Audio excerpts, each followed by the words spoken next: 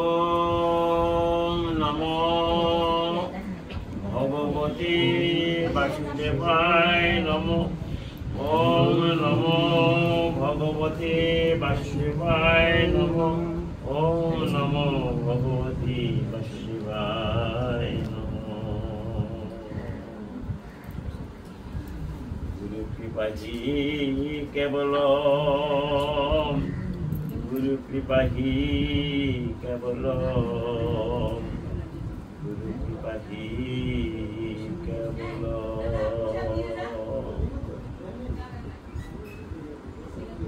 यस्य प्रसादात् भागवत प्रसाद, यस्य प्रसादान्न गति कुतः विद्यां स्तव, तस्य दशश्री सन्धान बन्धे श्री गुरु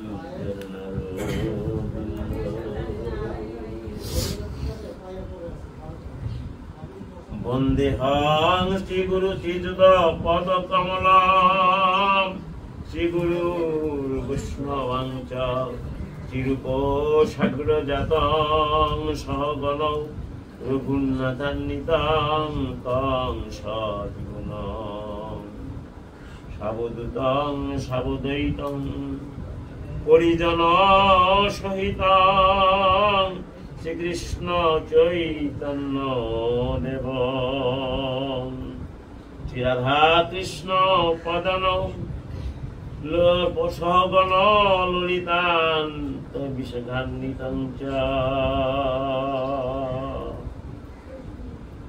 अखण्डमण्डलाकारं व्याप्तं येन चराचरं तत्पदं दर्शितं येन तस्मै श्री गुरुवे नमः। अज्ञानतिमिरान्धस्य ज्ञानं ज्ञानशलाकया चक्षुरुन्मीलितं येन तस्मै श्री गुरुवे नमः। गुरु ब्रह्मा गुरु विष्णु गुरुर्देव महेश्वर, गुरुरेव परमं ब्रह्म तस्मै श्री गुरुवे नमः। न गुरुरधिकां तप न गुरुरधिकां तत्त्व, तत्त्वज्ञानं परं नास्ति तस्मै श्री गुरुवे नमः। पंचतत्त्वमुखं कृष्णं भक्तरूप स्वरूपं भक्तमुपकारकं भक्ताख्यं नमामि भक्त शक्तिकम्। अजानुलम्बित भुजौ कनकावदितै संकीर्तनैक अपितरै कमलायस्ताख्यं विश्वम्भरो द्विजवरो जुगधर्म पालक बन्धे जगद्गुरो। श्रीमद् वृन्दावनस्थं यमुनाया प्रदक्षिणां शुद्ध स्वर्णमय स्थानं कल्पवृक्ष विराजितं नाना पुष्प वनं तत्र सुगन्धे परिपूर्णं ध्यायेत् वृन्दावनस्थं शतगोप गोपी विराजितं बर्हा पिराभिराम मृदुमन्द तिलकं कुण्डलाक्रान्त गण्डं स्कन्धाक्ष कुम्भकण्ठं स्मित शुभदा मुखं श्यामं सुन्दरं शान्तं त्रिभङ्गं रविकर वसनं भूषितं वैजयन्तं। नमो वृन्दावन युवती शतवृतं, नमो ब्रह्म वेश बालको गोपाल, गुरुवे गौरचन्द्राय राधिकायै तदालये कृष्णाय कृष्ण भक्ताय तद्भक्ताय नमो नमो। तप्त काञ्चनं गौराङ्गी राधे वृन्दावनेश्वरी विश्वभानु सुते देवी प्रणमोहि हरिप्रिये। পীত চরিং চিরাত করুণায় অবতীর্ণ কালো সমরে পয়ামি সমুন্নত উজ্জ্বল রসাং সভক্তি শ্রেয়ং হরি পুরট সুন্দর দুতি সদা হৃদয় স্কন্দরে স্ফুরট বসতি নন্দন গুরু নিশ মিশয় অবতার গাং তৎপ্রকাশং তৎশক্তি শ্রীকৃষ্ণ চৈতন্য সংগকম শ্রীকৃষ্ণ নিত্যানন্দ সদ্বৈতম গৌরদয়ে পুষ্পবন্তং চিত্রসন্ধতম নদ বাঞ্ছা কল্পতরুর্ভজ্য কৃপা সিন্ধুভ্যেব চ পতিতানাং পাবনেভ্যো সকল বৈষ্ণবেভ্যো নমো নমো মাতৃগণেভ্যো নমো নমো সজ্জনেভ্যো নমো নমো তুলসী কাননং যত্র যত্র পদম বনানি চ পুরাণং পঠনং যত্র তত্র সন্নিধানে হরি মুখং করদেবাচলং পঙ্কুং লঙ্ঘয়েতি গিরিং যৎ কৃপাহি তমং বন্দে পরমানন্দ মাধব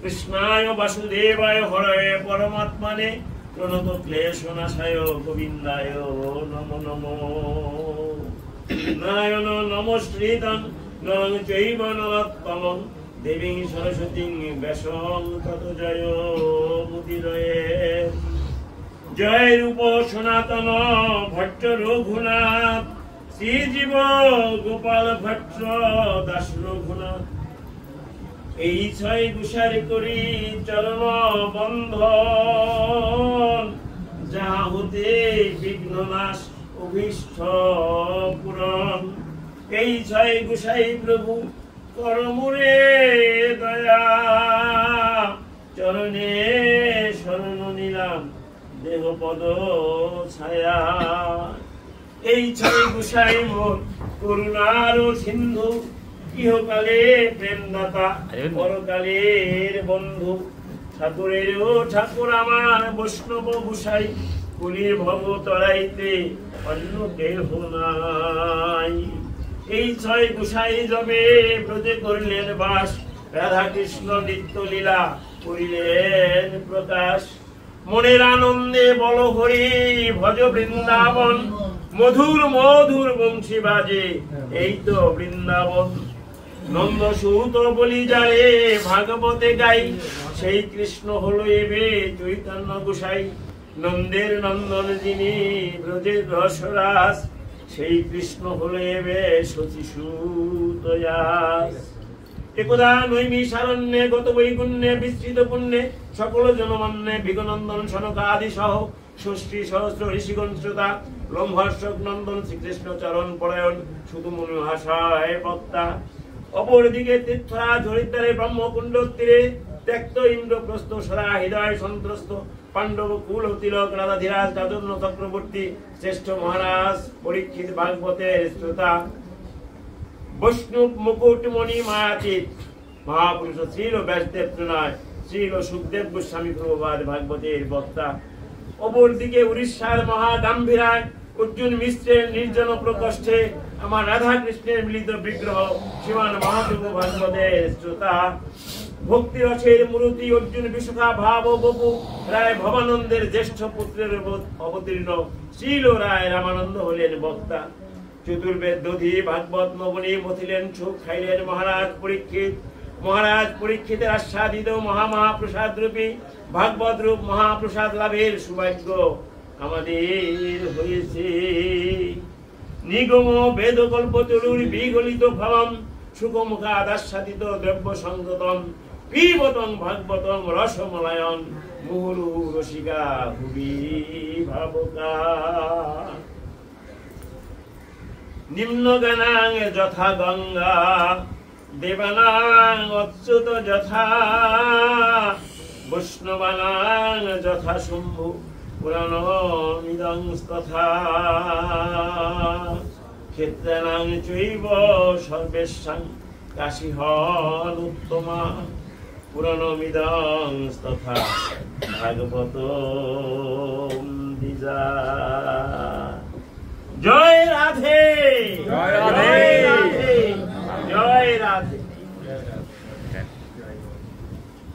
কৃষ্ণ। হরে কৃষ্ণ। উপস্থিত শুধু কৃষ্ণ ভক্তগণ এবং ভক্তিমতী মায়েরা, আমি ভাগবত পাঠক নই এবং ভাগবত আমি ওই শিক্ষকতা করেছি সারা জীবনে 39 বছর 8 মাস আমার শিক্ষকতার জীবন। আমি একটা হাই স্কুলে, খুলনা হাই স্কুল, আমার মাদার স্কুল যেটা, ওই স্কুল ছিলাম 34 বছর। আর আপনারা অনেক চিনে বোধ হয় সিঙ্গার উপজেলা বাইরে হাই স্কুল, ভাষা স্কুলটা অনেক বড় স্কুল, ওই স্কুলে হেডমাস্টার হিসেবে ছিলাম 5 বছর। এই 39 বছর 8 মাস শিক্ষকতা করেছি। তারপরে গুরুদেব নির্দেশ দিয়েছে যে এখন সংসারের দিকে না গিয়ে তোমার খাবার তো সমস্যা নাই, তাহলে একটু ভাগবত জীবনটা কাটাও এবং ওই যদি কেউ ডাকে কৃষ্ণ কথা বলার জন্য যাবে, সেইভাবে আমি করি। আমি কোনো পেশাদারি পাঠক না এবং আমার অভ্যাসও খুব নাই এবং এটা চর্চাও নাই।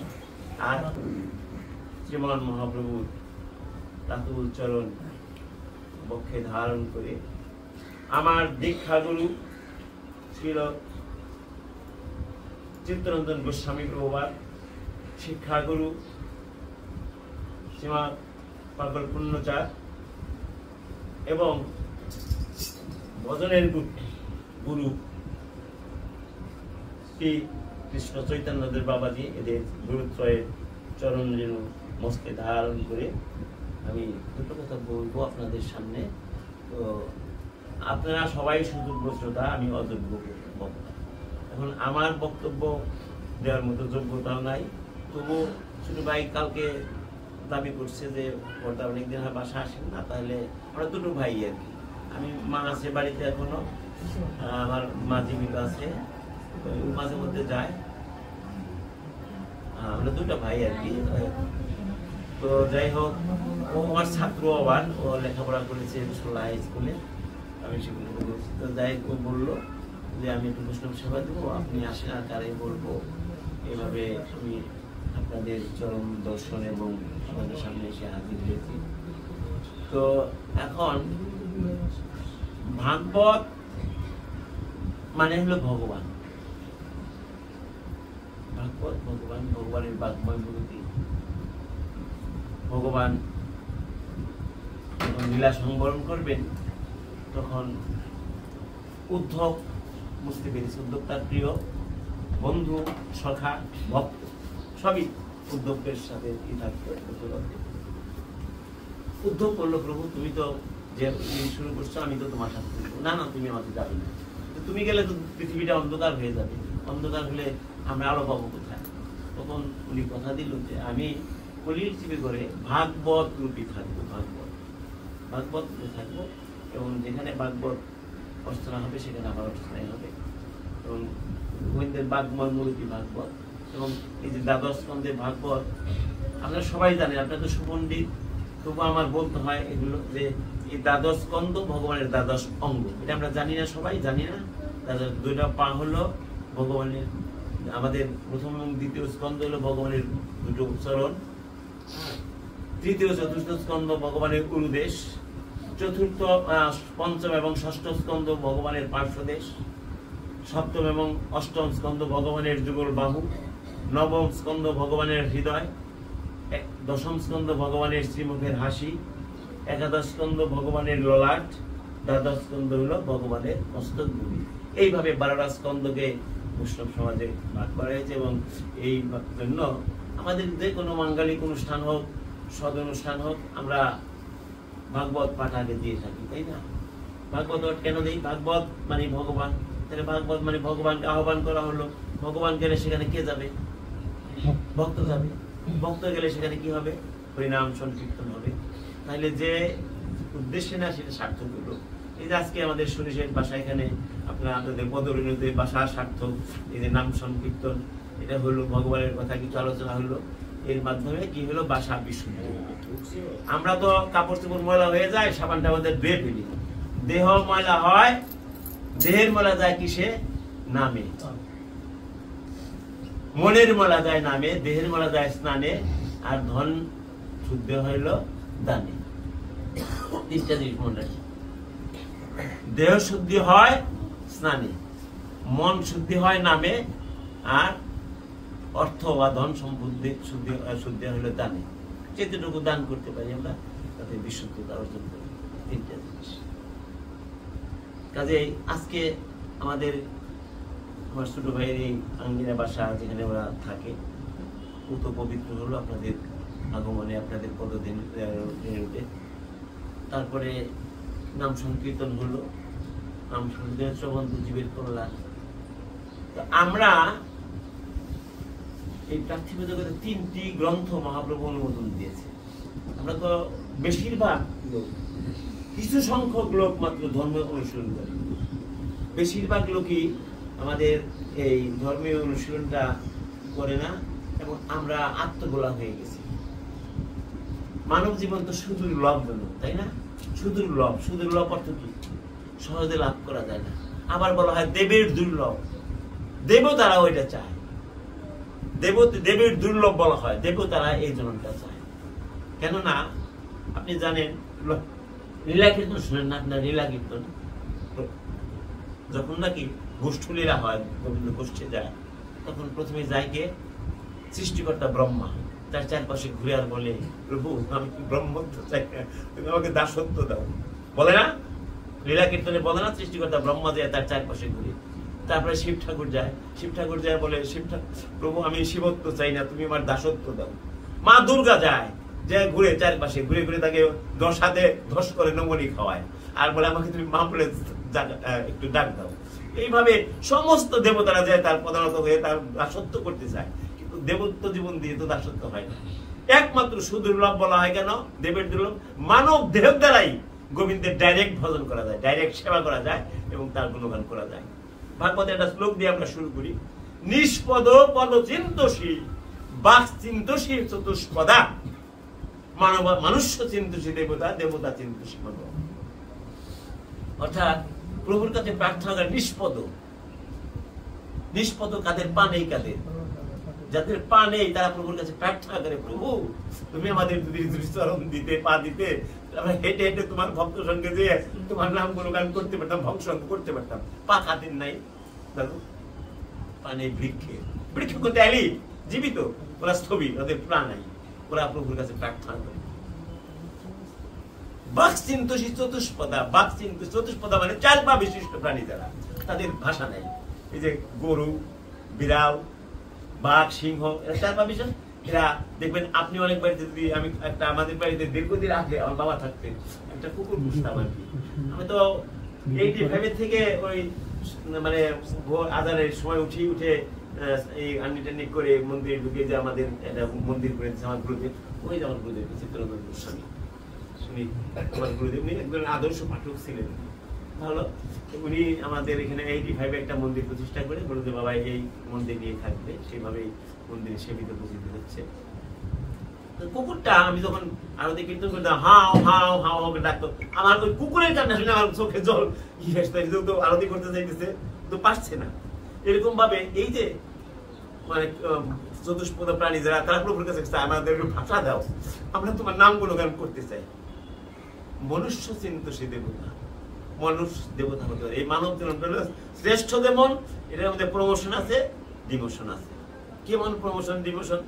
যেমন মহামানব হওয়া যায় এখান থেকে, যেমন আমাদের রামকৃষ্ণ পরমহংসদেব, স্বামী বিবেকানন্দ, লোকনাথ বাবা, তারপরে আপনার অনুকূল ঠাকুর, এইরকম ভাবে জগৎবন্ধু সুন্দর, ডক্টর মহানামব্রতজি, এই যে এরা মহামানব, এরা পূজিত। কিন্তু এই যে লোকনাথ বাবার মন্দির তো জায়গায় জায়গায় পূজিত, এরা তো মানুষই ছিল, এরা দেবতা হয়ে গেছে সাধারণ করে।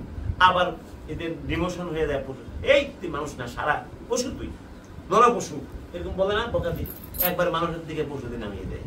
এই জন্য এটার প্রমোশন আছে এবং ডিমোশন আছে, এবং এই জন্য এই সর্বশ্রেষ্ঠতম, সবার উপরে মানুষ সত্য। আমাদের জন্ম, এই মানব জন্মটা পেয়েছি কত লক্ষ জনই ভ্রমণ করে? 80 লক্ষ বার আমরা বিভিন্ন জনই ভ্রমণ করেছি। তার মধ্যে আমরা ছিলাম 30 লক্ষ বার পশু বলে, 20 লক্ষ বার বৃক্ষ বলে, 11 লক্ষ বার কীট পতঙ্গ, এই যে কৃমি কীট যাই আমরা আছি সব 11 লক্ষ বার, আর 10 লক্ষ বার জলজ প্রাণী, আর 9 লক্ষ বার পক্ষীগুলি মানে পাখি। এখন এই যে বৃক্ষগুলির শেষ জন্ম কোনটা আমরা জানি নাকি? তুলসী বৃক্ষ। ব্যক্তি বিকর্ষণ হতে হতে এই তুলসী বৃক্ষ হলেই তার আর বৃক্ষ জন্ম হবে না। কীট পতঙ্গের মধ্যে শ্রেষ্ঠ জনম কোনটা জানি আমরা? মৌমাছি। আমি বলে তাড়াতাড়ি করেছি আর কি, বেশি সময় নেব না। মৌমাছি জনমটা হলে আর কীট পতঙ্গের থেকে সে মুখ্য দামে চলে যাবে। আর মৎস্য মানে জলজ যে প্রাণী, এদের মধ্যে শ্রেষ্ঠ জনম শেষ জনম কোনটা জানি নাকি? শঙ্খ জনমটা শেষ জনম। শঙ্খ হলে সে আর তার পরবর্তীতে উন্নত জনমে চলে যাবে, আর তার শঙ্খ ইয়েতে জলজ থাকবে না। আর কি রইল বাকি?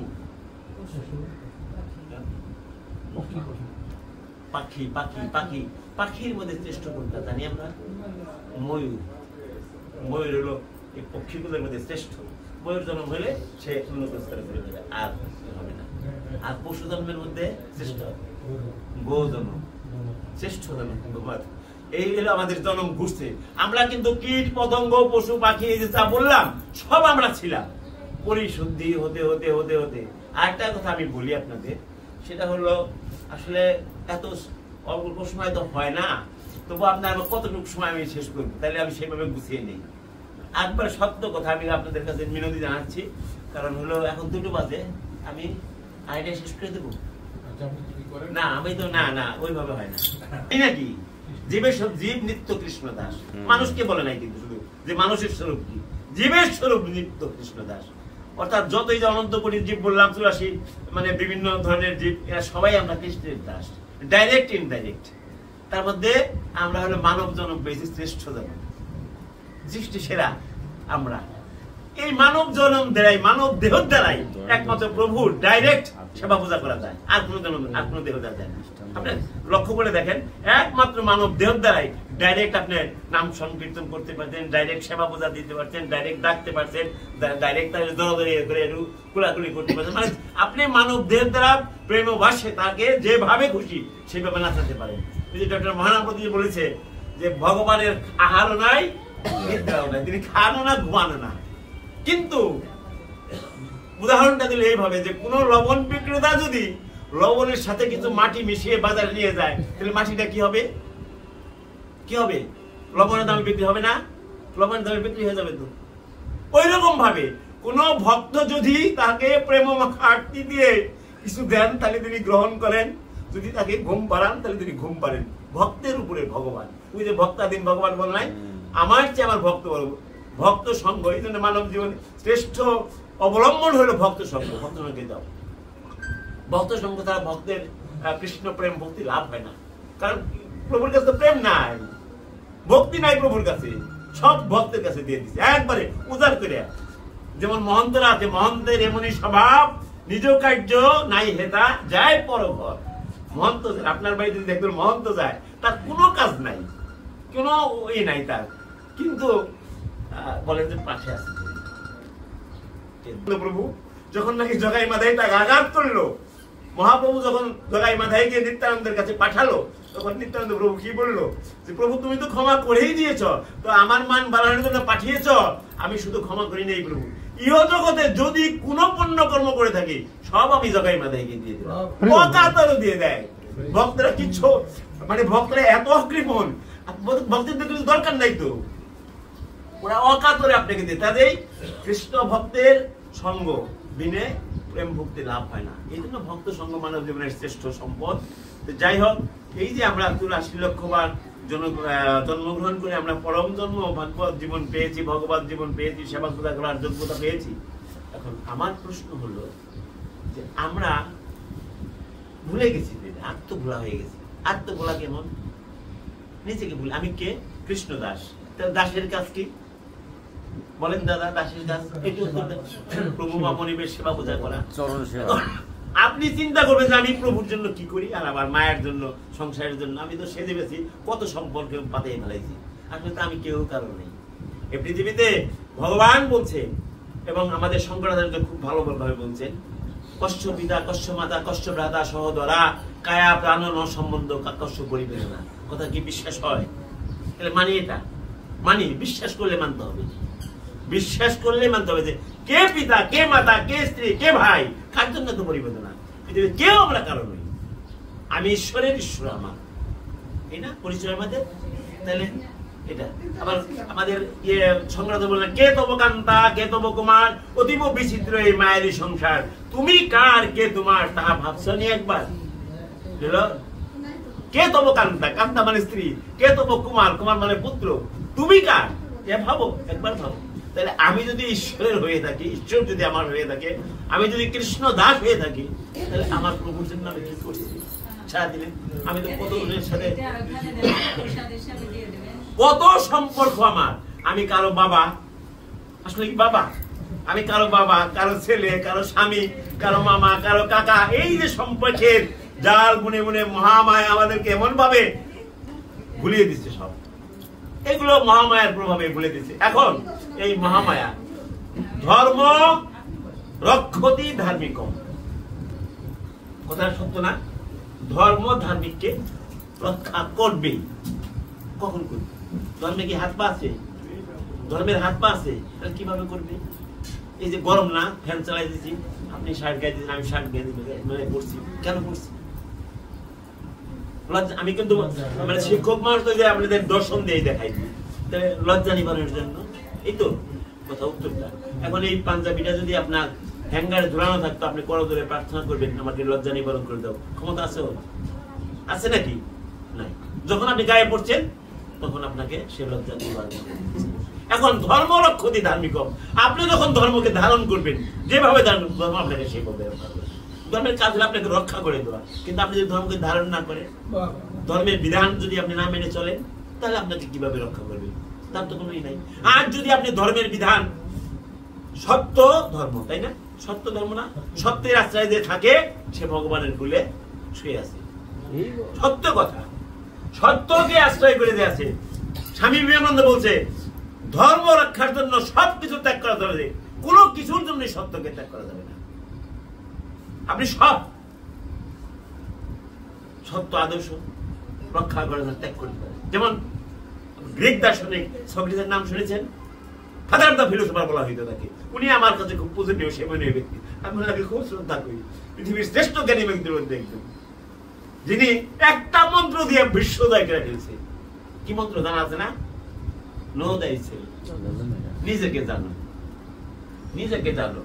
এই মন্ত্রতে যখন পাগলা ছিল, তো বাজারে যাইতো, কিছু কিনতো না, উনি কিনে না কিনে আমি আজ কিছুই কিনিব না, দেখে মরে যায় কিনা, দেখে মনে নাই। এইরকম ভাবে মানে 8 বাজারও করতো না তেমন ঠিক মতো, বাড়িতে ভালো সম্পর্ক ছিল না, তাতে ওনার কিছু যায় আসে না, উনি কিছুই মনে করতো না। ওনার শিষ্য ছিল অ্যারিস্টটল আর প্লেটো। অ্যারিস্টটল প্লেটো ওই সবাই ওনাকে বলতো ওইটা নির্বোধ। আচ্ছা, গুরু নিন্দা যদি শিষ্যদের কানে যায়, তাহলে তখন তাদের কেমন লাগে? অ্যারিস্টটল প্লেটো খুব রাগ হয়ে গেছে, রাগ হয়ে উনি গেছে সক্রেটিসের কাছে, প্রভু সবাই আপনাকে নির্বোধ বলে, কেন? বলছে বলুক বলুক, কিচ্ছু বলো না, ওরা নির্বোধ তাই আমাকে নির্বোধ বলছে। বলছে প্রভু তাহলে তো একই হয়ে গেল। কথা কিন্তু খুব ক্রিটিক্যাল কথা, এটা আপনি খালি একটু অন্তর দিয়ে রাখবেন। তাই তো একই হয়ে গেল প্রভু, ওরা আপনাকে বললো নির্বোধ, আপনি ওদের উপর বললেন নির্বোধ। না না না, এক না, পার্থক্য আছে। প্রভু পার্থক্যটা কি? পার্থক্য হলো এই, ওরা কতটুকু নির্বোধ তা ওরা জানে না, আর আমি কতটুকু নির্বোধ এটা আমি জেনেছি। এখন আমার ব্যাপারটা আপনার ব্যাপারটা, আমরা যে কতটুকু নির্বোধ এটা যদি আমার জানা হয়ে যায়, তাহলে আমার কাছে আর নির্বোধতা আসতে পারবে না, আমি আস্তে আস্তে বোধগম্যের মধ্যে যেতে পারবো। আমরা তো ভুলে গেছি, মহামায়া আমাদেরকে এমন ভাবে ভুলিয়ে দিচ্ছে, মানে আমরা মনে করছি যে আমরাই বোধহয় পৃথিবীতে শ্রেষ্ঠ, আমরা যদি সারা জীবনই থাকবো এইভাবে। আর তো থাকা যাবে না পৃথিবীতে, যোগী ন্যাসী সন্ন্যাসী কেউ তো থাকে নাই। আমরা তো এখানে আসছি কিসের জন্য? আমাদের আশাটা কিসের জন্য? মূল আশাটা কি? যেমন আমি যখন হেডমাস্টারি করছি, বাইরে হাই স্কুল, অনেক বড় হাই স্কুল, দর্শন দিচ্ছি, যদি আমি বাজার দিয়ে ঘুরতাম আমাকে কেউ কিছু বলতে পারতাম। আমার সভাপতি বলতো হেডমাস্টার, আমি একদিন একটা প্রক্সি ক্লাসে গেছি, মানে আমার এক হুজুর নাই ইয়েতে, ইসলাম ধর্মের 9-এর ক্লাস, আমি যে ইসলাম ধর্মে পড়াইতেছি আর কি, ইসলাম ধর্ম আলোচনা করতেছি। তো পোলাপানে যে বাড়িতে বলছে যে আমাকে আজ স্কুলের হেড স্যার অনেক ভালো ধর্ম পড়ায়। মুরব্বীরা আমার ধরছে, হ্যাঁ স্যার আপনি নাকি খুব ভালো ধর্ম পড়াইছেন, আমাকে দিনা বললো, আমাকে রাকিবুল বললো, এরকম কয়েকজন মুরব্বী। বলছে যে আপনাদের 1 নম্বর মাথা খারাপ, 2 নম্বর হচ্ছে আপনাদের মেয়েরা। এই আজিজ হলো কামেল পাস, উনি ধর্ম জানে, আমি জানি কি, আমি পড়াবো, আমি জানি না। তো এই যে প্রক্সি ক্লাসে যাইতাম, আর আমার সভাপতি একদিন আসছে, আইসা বলছে হেড স্যারে ক্লাস করবে কেন? ওনার কোনো ক্লাস নাই, স্কুল চালাবে কি? আমার যে ক্লাস নাই বলে দিল সভাপতি, তাতে কি যদি আমি ক্লাস না করে বাজারে ঘুরি তাতে কি আমার চাকরি থাকবে?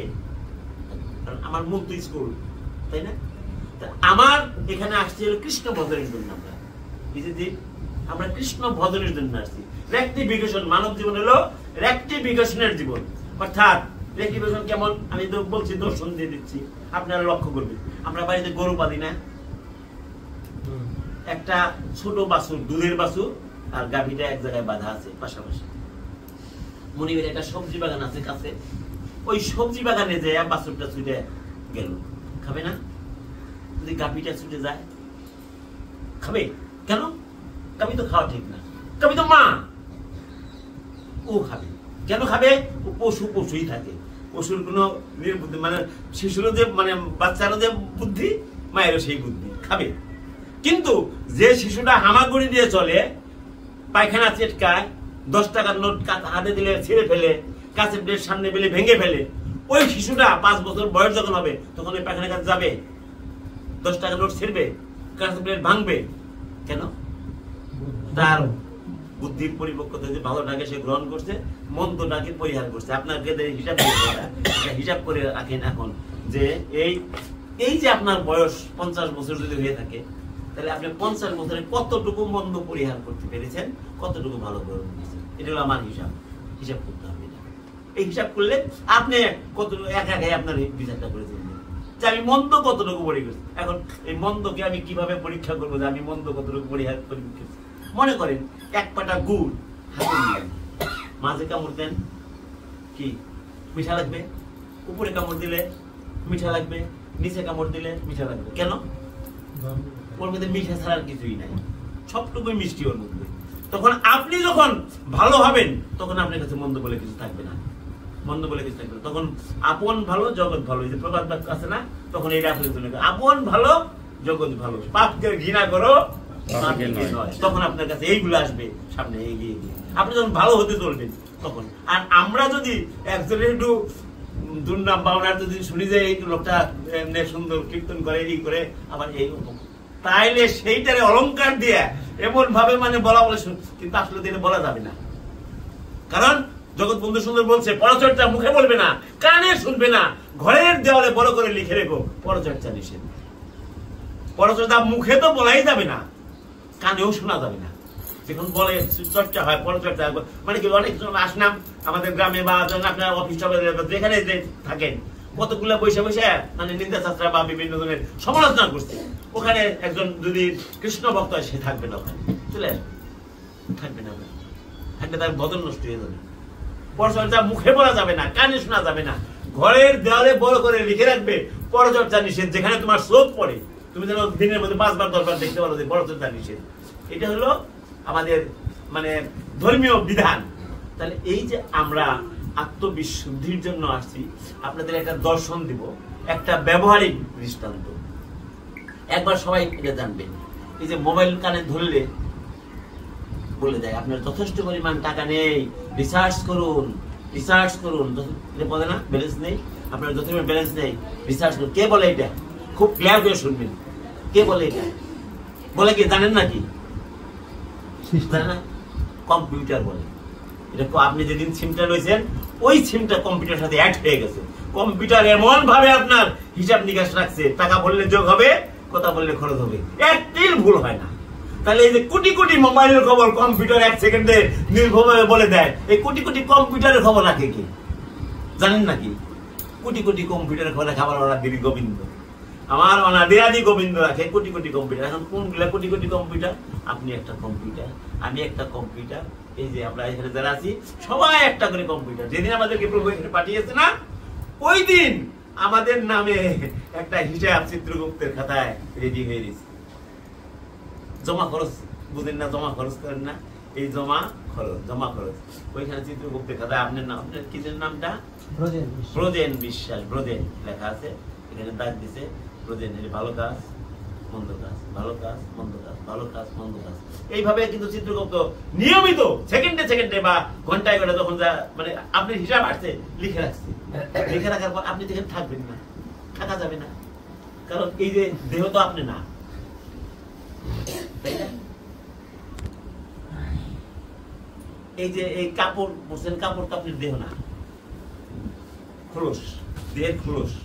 তাহলে আপনার খোলস হলো আপনার দেহ। আপনি তো আপনার দেহকে সাজানোর জন্য কত কসমেটিক্স এর দোকান ভরা ভরা ভরা ভরা, কিন্তু আমাকে সাজানোর জন্য আমি কি করছি, কি গ্রহণ করছি দেখেন তো। এই যে আমার মায়েরা আছে, কত কসমেটিক্স, কত সেন্ট, কত কিছু, কিসের জন্য? দেহের জন্য, যেটা অনাদৃত, যেটা অবৈধ। আপনি থাকবেন না তখন, আপনার প্রদেন বাবু যখন থাকবে না, তখন এখানে যে উনি আমাদের কত সঙ্গপ্রিয়, কত একসাথে চলি ফিরি, তখন ওনার স্ত্রী একসাথে একবার একান্তে রাত্রি কাটাইবার ওনার জন্য অপেক্ষা থাকে। যখন ওনার দেহে ব্রদেন থাকবে না, তখন ওনার স্ত্রীকে যদি বলা হয় তুমি একটু দেখো রাত্রি হয়ে গেছে, আমরা একটু মানুষজন ডেকে, না না না আমি একা থাকতে পারবো না, বলবেন এটা কেন? এত আদরে, আদরের জিনিস নাই, চলে গেছে।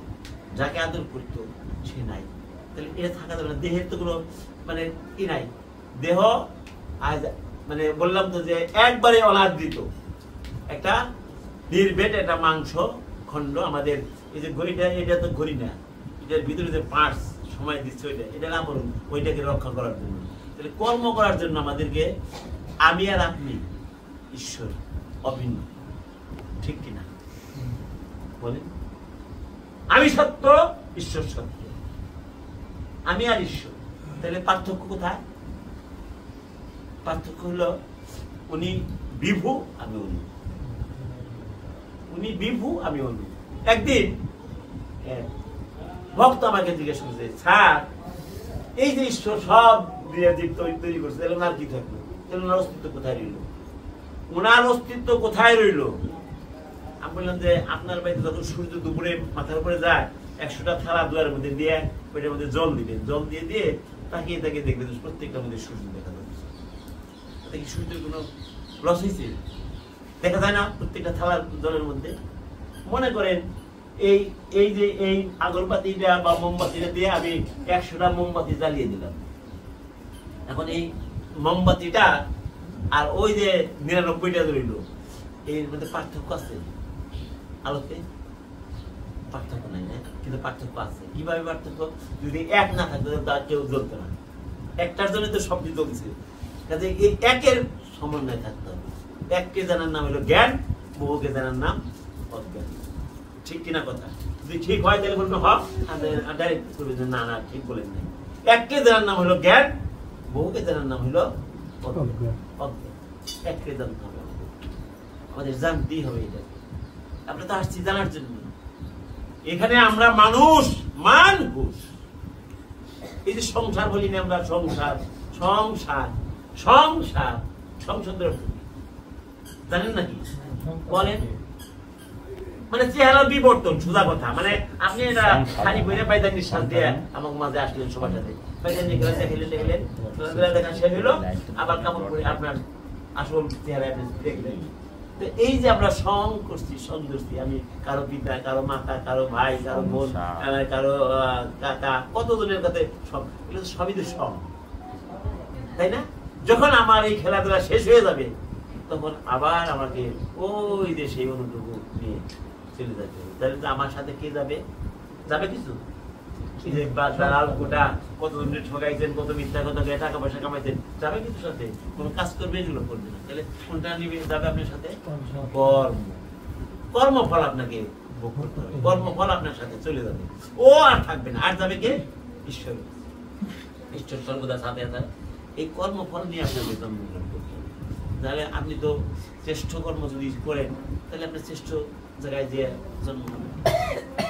কারণ এই যে আগের কথা বলি, আবার অনন্ত কোটি জীব আমাদের সৃষ্টি হয়েছে। আমরা কোন জীবই, যে বললাম যে মানে বিভিন্ন চার জাতির বললাম না নাকি, পশু পাখি, কীট পতঙ্গ, মৎস্য, বৃক্ষ, এই যে প্রজাতিগুলো, এগুলো নির্দ্বিধায় কোনো হিসাব নিকাশ নাই, পরবর্তীতে সুতরাং পেয়ে যাবে। একবারে নির্দ্বিধায় কোনো হিসাব নিকাশ নাই।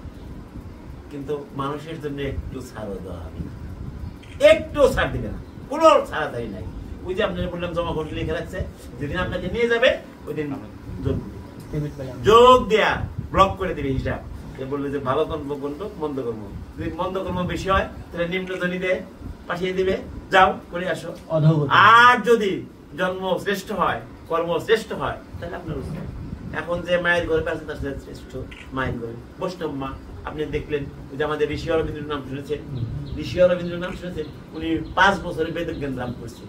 উনি বলতে পারেন মায়ের গর্ভে থেকেই এগুলো শ্রবণ করেছি, মায়ের গর্ভে থেকে শুনছেন, কারণ তার মা ছিল একজন কৃষ্ণ ভক্ত পরায়ণ। ওনার গুরুদেব একদিন বলছিল এই যে মা, ওই যে আমাদের প্রবাদে আছে এটা কথা, যে সেই ছেলে কবে হবে, কথায় না বড় হবে, কাজে বড় হবে, মুখে আসি বকে বল, তেজে ভরা মন, মানুষ হতেই হবে এই যার পর। এগুলো কোথেকে হয়? ওই যে মায়ের মধ্যে থেকে। নেপোলিয়ন বলছিল না, তুমি আমাকে একটা আদর্শ মাতা দাও, আমি তোমাকে একটা আদর্শ জাতি দিব। কথা ঠিক কিনা?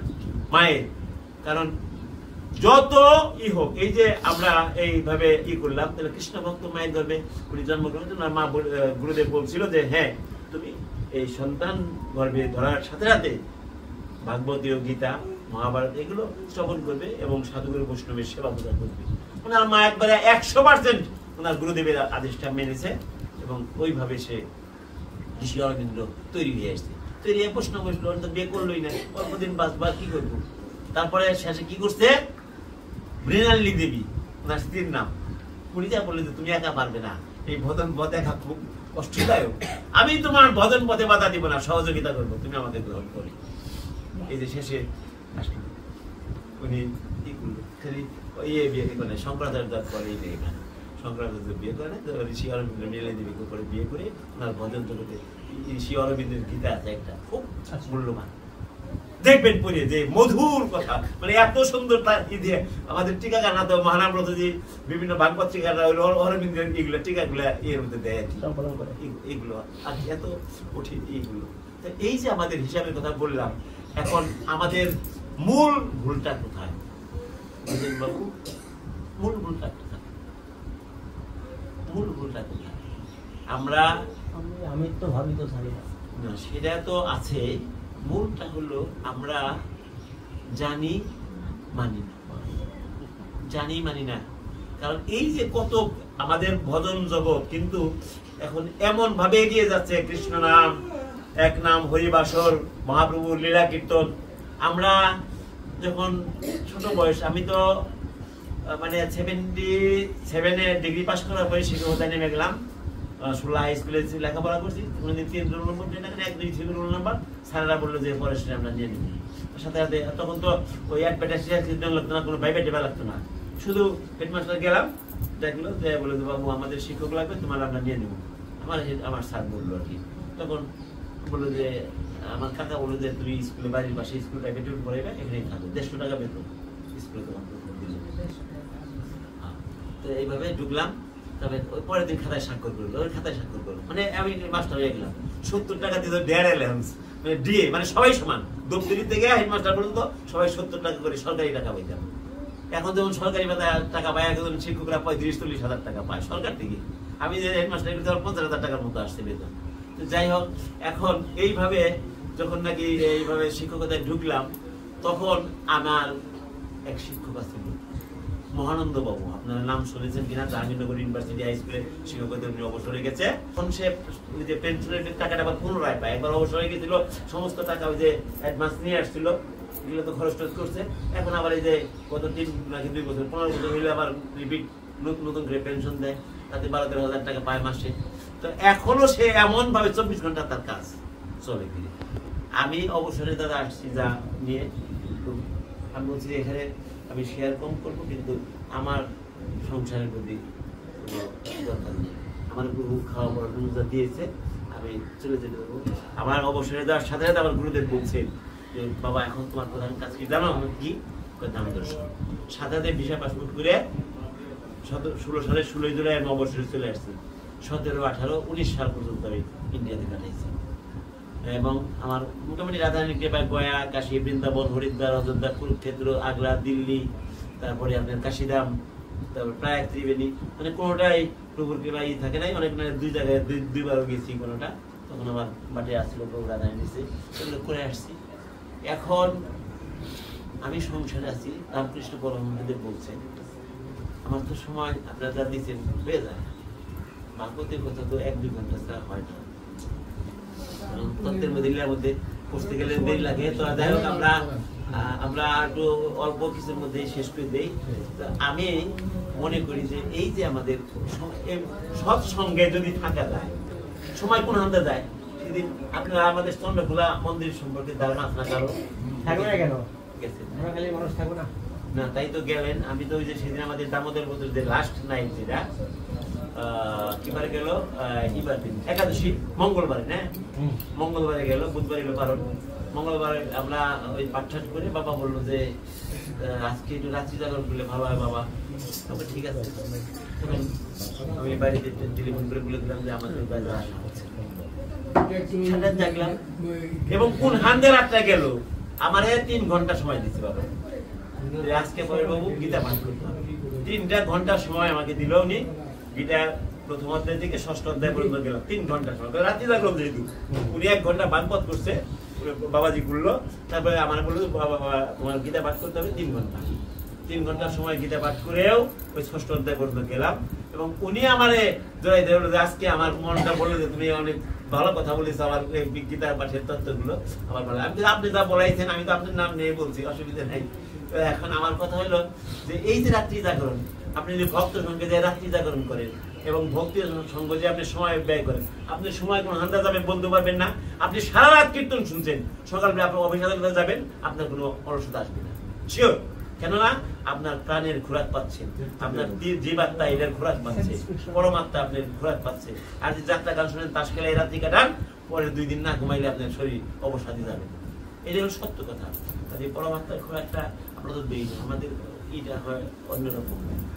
আমরা স্বাভাবিকভাবেই ভক্ত সঙ্গে যে আমি যে কথা থেকে আসছিলাম, আমাদের মনে রাখতে হবে কিছু শুনে শুনে যাই যেখানে ভালো লাগে। আমি 5টা লোকের 5টা বাক্য বলে শেষ করে দেব, কারণ তত্ত্বের মধ্যে এই মাসটা হলো পবিত্র মাস, গেল দামোদর মাস। আমরা ভবিষ্যৎ দ্বারা রাধারানী আমাদের করাইছি। ভবিষ্যৎ আতপ চাল আর মুগ ডাল, সবজির মধ্যে 3টি, কাঁচকলা, পেঁপে আর হলো গোলালু। এই 3টি সবজি একত্র দিয়ে নামিয়ে গোবিন্দকে ভোগ দিয়ে প্রসাদ পেয়েছি। আমার অনেকেই বলতেছে স্যার আপনি অনেক সুস্থ আছেন এই মাসে। আমার স্ত্রী বলতেছে এই যে 3 দিনে কিন্তু আমরা আবার বাড়াই দিছি, কারণ ওই যে আমাদের গত বৃহস্পতিবার, বুধবার, মঙ্গলবার একাদশী করলাম, বুধবারে তো আমাদের বাবাজি শেষ করে দিল, বৈষ্ণব সেবা দিয়ে ব্রতটা শেষ করে দিল। আমি বাবাকে বললাম যে বাবা কার্তিক ব্রতের সাথে হয়ে যাক নাকি 3 দিন করি, অসুবিধা কি আছে? কয় বাবা আমি খুব খুশি হলাম। ঠিক আছে, মা যখন রাজি হয়েছে, মানে আমার স্ত্রী বলছে আর কি কথাটা যে আমরা আর 3 দিন করে একবার শনিবার পর্যন্ত কার্তিক ব্রত হয়ে যাক। তো এইভাবে আমরা এই যে করছি আর কি ইয়ের দ্বারা। কিন্তু এত ফ্রি থাকি, এত ভালো লাগে, মানে এই যে ভবিষ্যৎ সেবা করি।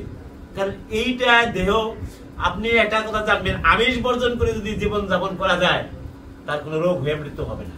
মৃত্যু হবে সবারই, কিন্তু রোগ হবে না সবার, আর রোগ ঢুকবে না। আপনি বিশ্বাস করেন কি না করেন, যদি না করেন তাহলে প্রয়োগ করে দেখবেন। আর যদি বিশ্বাস করেন, আমিষ বর্জন করে যদি সাত্বিক আহার দিয়ে দেহ পরিশুদ্ধ হয়, তাহলে তাদের সহজে দেহের মধ্যে রোগ ঢোকে না। এটা সত্য। আখাদ্য গোপতা খাই, মানুষের জন্য কি তারকা পুলিশের দরকার আছে? মানুষের জন্য কি তারকা পুলিশের দরকার আছে? কার জন্য দরকার?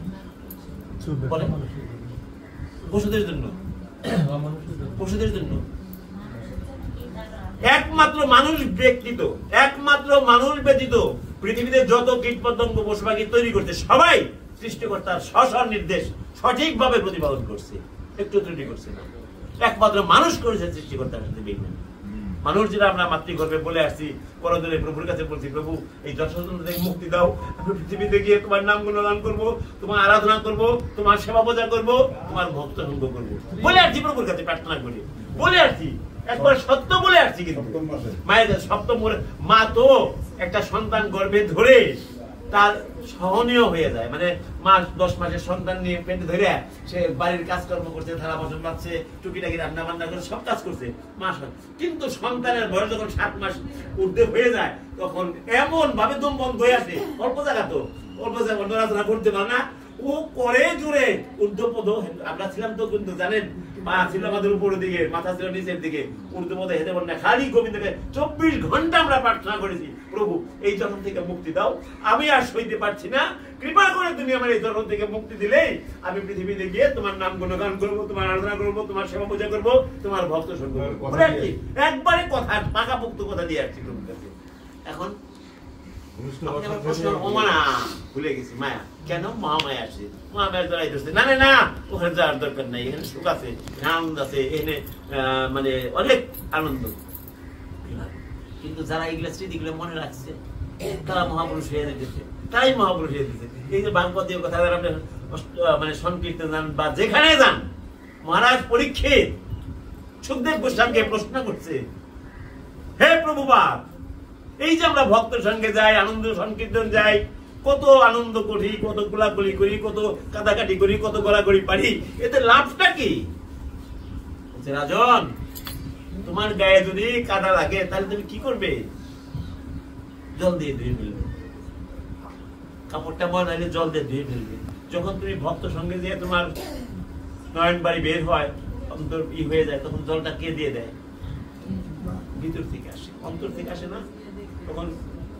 গোস্বামীপাদ বললেন সুখদেব প্রভুপাদ বললেন যে হে রাজন যদি অন্তর্দুয়ারের জল দ্বারা অন্তর্দুয়ার বিশোধিত না হইল তাহলে ওই কাটা নিরর্থ তাইলে কাটা নিরর্থ অর্থাৎ আপনি ভালো ভালো কথা শুনলেন তখন আপনি আবার বাড়িতে যাওয়ার সাথে সাথে বা সেই সঙ্গ ত্যাগ করার সাথে সাথে আগে যাচ্ছিলেন তাই হয়ে গেল তাহলে কিন্তু উদাহরণটা দিলাম 5 বছরের শিশু আস্তে আস্তে 7 বছর হবে এইভাবে পরিবেশের সাথে পরিচিত হয় মদ্যটাকে পরিহার করে করে বাহুটাকে গ্রহণ করতে করতে তারপরে যখন 12 বছর হয়ে গেল শয়তান ঢুকে আসে মানে এই পর্যন্ত কিন্তু ঢুকে না এই পর্যন্ত মা বাবা যা বলে মা বাবার অধীন মানে ই ঘুরে আমাদের জীবনকালকে তো ঋষিরা কয় ভাগে ভাগ করছে জানা আছে নাকি 4 ভাগে ভাগ করছে 4টা ভাগ ব্রহ্মচর্য গার্হস্থ্য বানপ্রস্থ সন্ন্যাস সবার জন্য এটা তাহলে ব্রহ্মচর্য জীবনটা কত বছর 1 থেকে 25 ছাত্র জীবন লেখাপড়ার জীবন বিয়ে থা না করা পর্যন্ত আমরা ব্রহ্মচর্য এখানে সংসারে কোনো বাধ্যবাধকতা আমাদের মন নাই যখন এই 25-এর কার হয়ে সংসারে বিয়ে করা হলো তখন গার্হস্থ্য জীবনে প্রবেশ করে গেলাম আমরা এখন গৃহী হয়ে গেলাম তাহলে গৃহী হয়েই আমাদের ভজন শুরু হয়ে গেল এই যে ব্রহ্মচর্য যদি কেউ যেয়ে থাকে যেমন অনেকই তো হাজার হাজার লোক আছে না ব্রহ্মচারী আমাদের দেশে নাই ইন্ডিয়াতে গেলে মানে হাজার হাজার ব্রহ্মচারীরা রামকৃষ্ণ মিশনে দেখবেন হাজার হাজার ব্রহ্মচারীরা এরকম মঠ মন্দিরে আছে বিভিন্ন ইয়েতে আছে তো এরা তো জেনে ফেলছে জীবনে যে এইগুলো আর সংসারে জড়াবো না মায়া জড়াবো না আমরা এইভাবে এখান থেকে যাই অনেক আছে আমরা যেহেতু করে ফেলছি তবে আমি গৃহস্থদের নিন্দা করবো না গৃহস্থদেরকে মানে কি যেন বলে ওটাকে ইয়ে করবো না ডিসকারেজ করবো না কেন করবো না যে গৃহী জীবন না থাকলে গৃহস্থ না থাকলে তো সন্ন্যাসীরা বাস্তবিক খেয়ে কিন্তু গৃহস্থ হতে হবে ওই যে রাজর্ষি জনকের মতো রাজর্ষি জনক কোথায় রাজা ছিল মিথিলার রাজা ছিল মিথিলার রাজা ছিল না উনি সুখদেব গোস্বামী খালি বেশি সুখদেব গোস্বামী একদিন ওনার কাছে গেছে সুখদেব গোস্বামী তো চিনলেনি ভাগবত বক্তা উনি রাজা হয়ে ঋষি হয় কিন্তু ওনাকে রাজর্ষি বলা হয় তখন সুখদেব গোস্বামী যে বলছে তুমি রাজা এবং ঋষি কি করে একসাথে দুইটা জিনিস তোমার উপাধি সেটা কি তুমি দেখবে না শুনবে দেখবে তো ওনার হাতে এরকম বাটি ভর্তি করে তেল একবার কানায় কানায় ভর্তি করে দিছে তুমি আমার রাজপথের চারদিক দিয়ে ঘুরে দিয়ে আসো এবং কোথায় কি আছে দেখবে তেল যদি পড়ে তাহলে তোমার মহা ক্ষতি হয়ে যাবে ক্ষতি করে যাবে তেল যেন এক ফোঁটাও না পড়ে তো সুখদেব গোস্বামী তো যোগী সাধক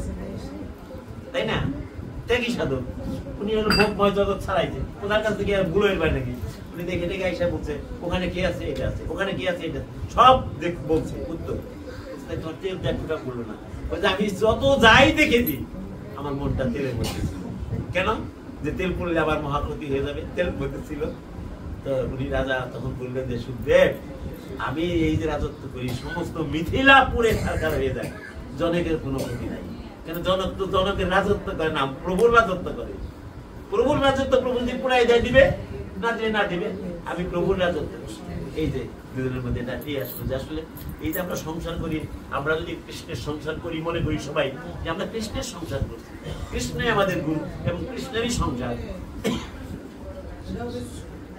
শেষ করে দেবো আমি তো শেষ করবেন চাইতেছি খালি না আমার আসে দেখ আমি শেষ করে এখন আর দেরি করবো না কারণ আমারও তার আছে আমার বাড়িতে একটা পাঠ আছে ওই রাস পূর্ণিমার পাঠ ভালো অনুষ্ঠান তারা করে অনেকদিন আগে বলছে সুরেশের চাপে আসলে আমার তো জায়গা হলে না করবো যাই হোক তাহলে এই কথাগুলো বলতে গেলে এখন দামোদর কথা তো কিছু বলতে চাইছিলাম, বললাম যে 1 ঘন্টা 1.5 ঘন্টায় আমার এই হয় না।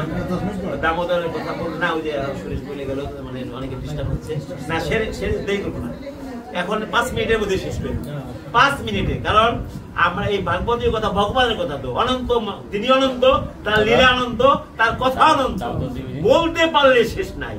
তবে আমি একটা জিনিস আপনাদের কাছে অনুরোধ রাখবো, যে আমরা যারা এই ভক্ত সংঘ করি নিয়মিত, একটু সাধুগুরু বৈষ্ণব সঙ্গীত লালসা, এটাও কিন্তু পূর্বতনের স্বীকৃতি, সবার হয় না কিন্তু। এই যে 3টে মানে 4:30টায় মন্দিরে ঢুকেই করি, আরতি কীর্তন করি, আমার জাগরণ হলো লাই জাগরণ, গৌর জাগরণ, তারপরে নাম সংকীর্তন, তারপরে পঞ্চায়েতের কীর্তন, এই দিয়ে 5খানা কীর্তন করতে করতে মানে ভোর 5:30 বেজে মানে সকাল হয়ে যায় আর কি। কিন্তু আমার একটা মাত্র সাথী, যে আপনারা চিনবেন তাকে, চিনছেন রাখাল বাবু, উনি আমার কাছে চলে যায়। স্বপন, খুব প্রিয় নাম আমার, শুনবেন এই স্বপন। স্বপন কি দেখছেন? হ্যাঁ, চোখ যদি আয়না ধরা হয় দেখা যায় না? কি দেখা যায়? স্বপনের চোখ, স্বপনের কান, স্বপনের মুখ, স্বপনের সবই দেখা যায়, কিন্তু স্বপন খুঁজি, স্বপনকে খুঁজতে হবে, তাই না? এখন স্বপনকে আপনি দেখবেন, তাহলে ভগবানকে দেখবেন কেমনি? স্বপনকে আগে দেখেন, স্বপনকে আগে দেখবেন, মানে যেমন এই যে ব্রজেন বাবুর চেহারা, আপনি আয়না টানা ছাড়া ঘরে বসে বসে চেহারা ভাষণ আপনার সামনে আমি শিখিয়ে দিয়ে যাই কথাটা, যেহেতু 8টা মানুষ মায়াকে বললাম যারা আমার কথাগুলো মনোযোগ, যেমন যার যার চেহারাটা, যে আমাদের ব্রজেন বাবুর চেহারা যদি আপনি ঘরে বসে বসে ভাবতে পারেন বা আপনার সামনে আসে, আপনার চেহারাটা দেখেন তো, আপনি এইভাবে যে যে এরকম কি করা, এই চেহারা আপনার সামনে একা একা আসে কিনা দেখবেন। আপনি এখন পারবেন না, চেষ্টা করতে হবে, অনেক চেষ্টার পরে যদি আসে, তাহলে মনে করেন আপনি কিছু লাভ হলো, আপনাকে কিছু কিছু দেখতেছেন, তখন আপনি বুঝবেন আপনার যখন আপনার চেহারা আপনি ওইভাবে দেখতেন, তখন আপনার রাগ হয় কখন তা বুঝতে পারবেন, আপনার মানে হাসি কখন কখন হয়, আপনি খুশি কখন, সব আপনি দেখবেন, আপনি একা একাই। যেমন আমার গোবিন্দকে দেখে দেখে খুশি হাসতো, খেলতো, তাই না? উনার রূপে উনি হইতে হয়ে যাইত। তা আপনার ভিতরে তো ওরকম রূপ আছে, আপনিও তো আপনার রূপে, আপনি আবার বাইরের রূপ দেখবেন কখন? বাইরের চেহারা, বাইরের ওই যে আকর্ষণীয় চেহারা রূপ, এগুলো আপনি দেখার তখন মন চাইব না, আপনাকে তখন আপনি দেখতে পারবেন। এটা হলো মূল কথা। যেটা ওই রকম ভগবান আমাদের মধ্যে আছে। এখন ভগবানের কথা আসি, ভগবান আমাদের মধ্যে আছে। ভগবান হলো স্বচ্ছ স্ফটিকের ন্যায় নির্মল সত্তা। নির্মল সত্তা মানে নির্মল অর্থ কি? নির্মল অর্থ কি মা?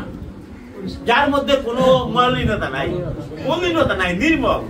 আর আমার হৃদয় হলো কাম কাঞ্চনের মহাবৃত হয়ে এমন ভাবে আবরণ সৃষ্টি করছে, আয়নায় চেহারা দেখা যায়, আয়নার সামনে আয়নার মধ্যে যদি কাদা দেয় লেপা থাকে দেখা যাবে, ওই রকম ভাবে আমার হৃদয়টা হলো কাম কাঞ্চনের মহাবৃত হয়ে এমন ভাবে হয়েছে, সেই স্বচ্ছ স্ফটিকের ন্যায় নির্মল সত্তাকে আমি দেখতে পাচ্ছি। আপনি দেখতে পাচ্ছেন, আপনি স্বচ্ছ হন, স্ফটিক হন, নির্মল হন, নির্লভ হন, নিষ্কাম হন, আপনি দেখবেন যে অটোমেটিক আপনি দেখে হাসতেছেন, আপনার সাথে উনিও হাসতেছে, উনিও হাসতেছে। একবারে সত্য কথা বলে গেলাম।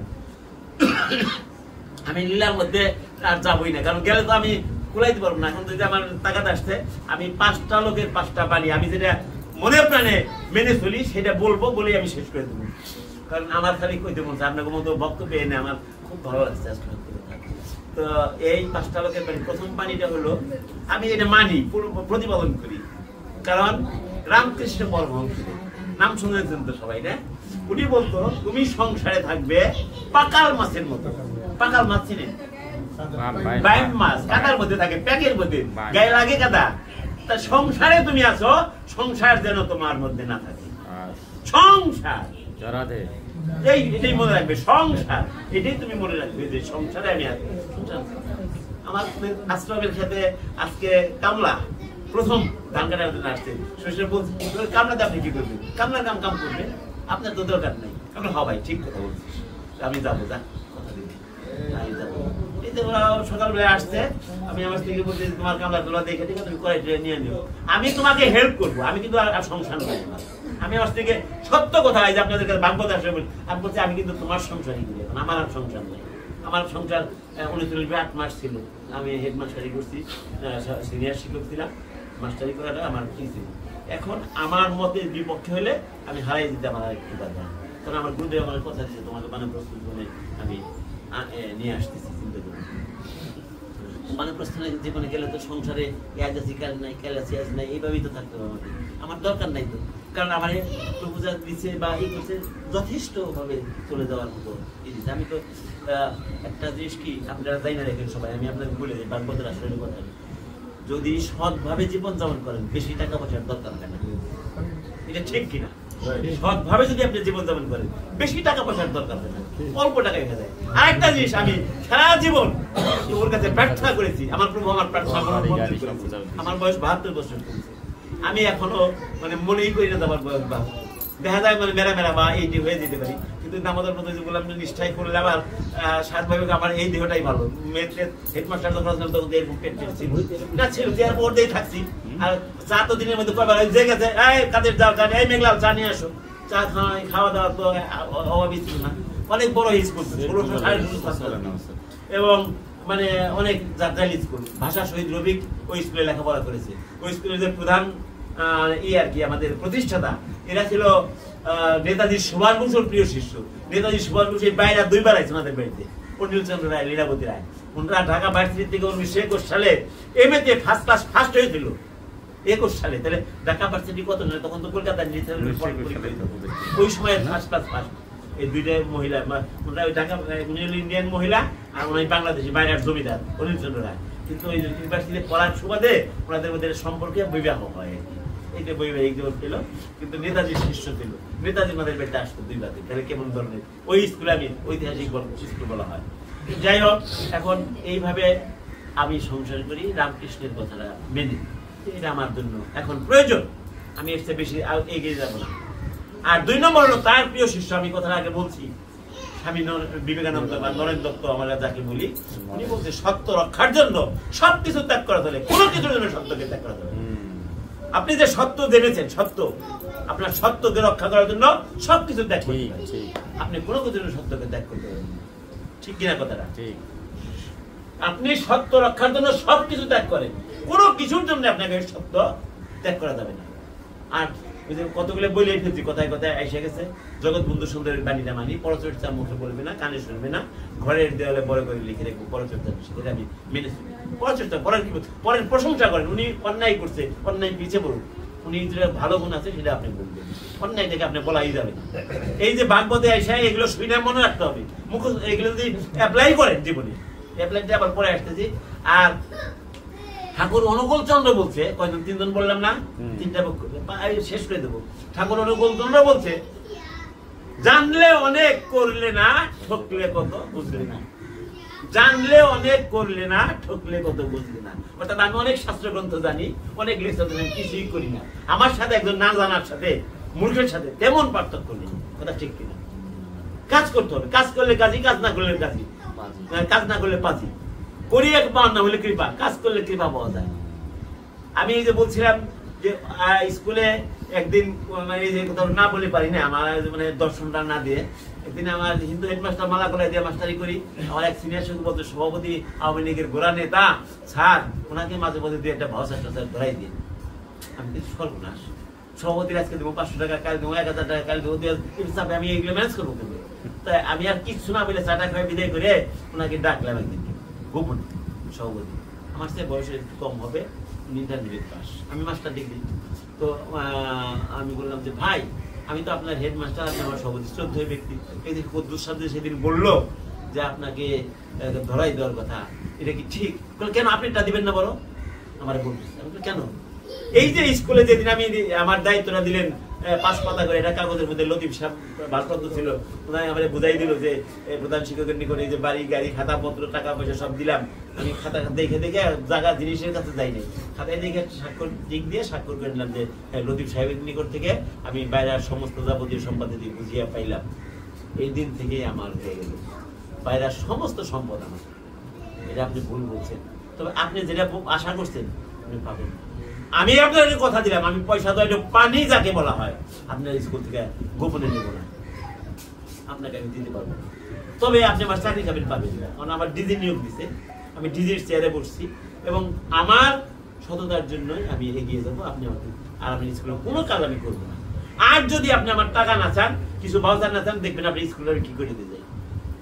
স্কুলকে কাজ করে দিয়েছি, যারা আপনি বিশ্বাস করবেন না, এখন স্কুল আমার জন্য কাঁদে।